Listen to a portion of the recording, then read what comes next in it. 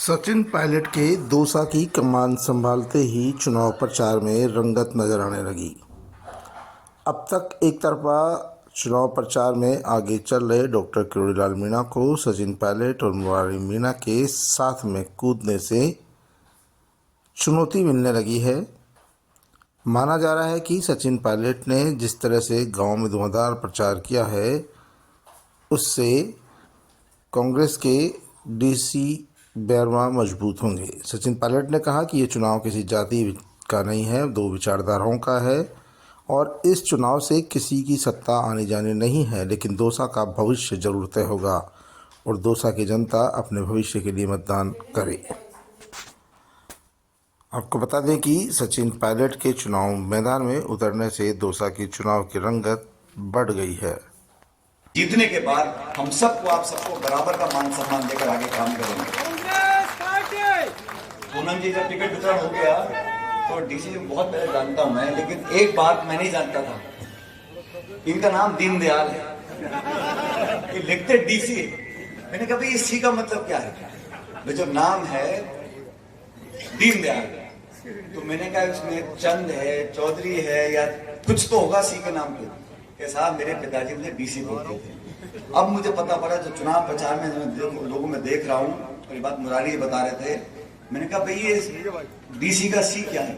कैसा भी करंट वाला डी से डायरेक्ट करंट जो तारों में है, छुएगा तो फिर झटका मजे से मिलता है। तो इसलिए एक ऐसे कार्यकर्ता को जिसने हमेशा पार्टी का साथ दिया, जो गरीब घर में पैदा हुआ, जिन्होंने कभी भी अपने दामन पर छींटे नहीं पड़ने दिए, ऐसे व्यक्ति को हम लोग अगर ताकत देते हैं तो उससे हमारे दल को, हमारी पार्टी को, हमारे नेताओं को, राहुल गांधी जी को, खड़गे जी को, हम सबको हमारे हाथों में ताकत आती है।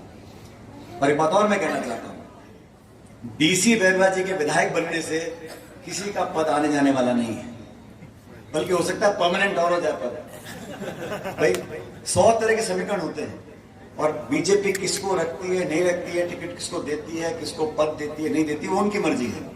लेकिन मैं तो चाहता हूं कि इस क्षेत्र में जो काम मुरारी जी ने किया, मुझे मौका मिला, मैंने भी यहाँ 5 साल सेवा करी बहुत साल पहले, और प्रदेश में भी जब भी पार्टी ने जिम्मेदारी दी है, दौसा का नाम हमेशा आगे रहा और कांग्रेस पार्टी का झंडा आपने हमेशा बुलंद किया है। मैं उसके लिए आपका हमेशा धन्यवाद देता रहूंगा, साधुवाद देता रहूंगा। लेकिन 13 तारीख को, 12 तारीख को बड़ा साया है, बहुत शादियां हैं, कोई आएगा कोई जाएगा, लेकिन सबसे पहले हमको अपना मतदान करना है। जरूरी कन्यादान भी है, लेकिन 13 तारीख का जो मतदान है वो बहुत महत्वपूर्ण है।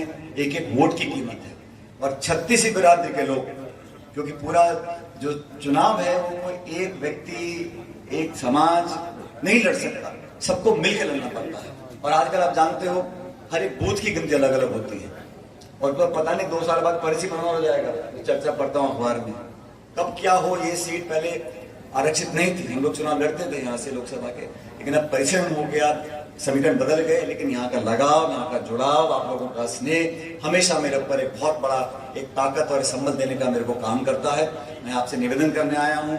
आज मैं सुबह से इस क्षेत्र में हूँ और जो लोगों के चेहरों पर मैं देख रहा हूँ, मुझे कहने में ये अतिशोक्ति नहीं है कि दौसा विधानसभा क्षेत्र का जो परिणाम आएगा वो मुझे लगता है ऐतिहासिक रिकॉर्ड वोटों से यहाँ से डीसी बैरवा चुनाव जीत कर जाएंगे। और जीतने के बाद जैसा पंडित जी बोल रहे थे, पंडित जी कह रहे थे कि यहाँ आना पड़ा, एडवांस बुकिंग पहले ही कर रहे थे। अभी तो बहुत दूर है, 4 साल बाद चुनाव होगा, लेकिन भविष्य को हमें देखना पड़ेगा। और आप और हम जानते हैं जो जिस तरह का काम ये सरकार बीजेपी की कर रही है, इनका भी यहाँ जाना तय है 4 साल के बाद। दोबारा सरकार कांग्रेस पार्टी की बनेगी 4 साल बाद, मैं बता रहा हूँ आपको, लेकिन उसका हम लोगों को आज नींव रखनी है। दौसा से हम चुनाव जीत कर जाएंगे, सारे उपचुनाव जीत कर जाएंगे, तो कांग्रेस पार्टी का एक परचम फहराएगा और हम सब लोगों को ताकत मिलेगी।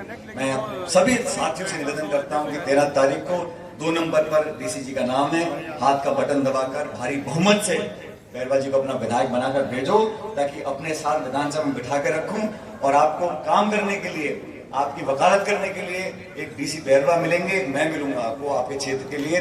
और रफीक खान जी बैठे हमारे विधायक, वो कह रहे रफीक खान जी भाई ये सारे लोग तो मेरे घर आते चाय पीने के लिए जयपुर में, आपके बंगले का भी नियंत्रण दे रहा हूं लोगों को।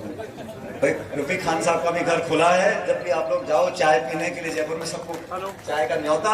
लेकिन सब लोग जाने से पहले दोनों हाथ खड़े करो और मेरे साथ कांग्रेस पार्टी का जयकारा लगाना है। कांग्रेस पार्टी पीछे वाले नहीं बोल रहे, कांग्रेस पार्टी।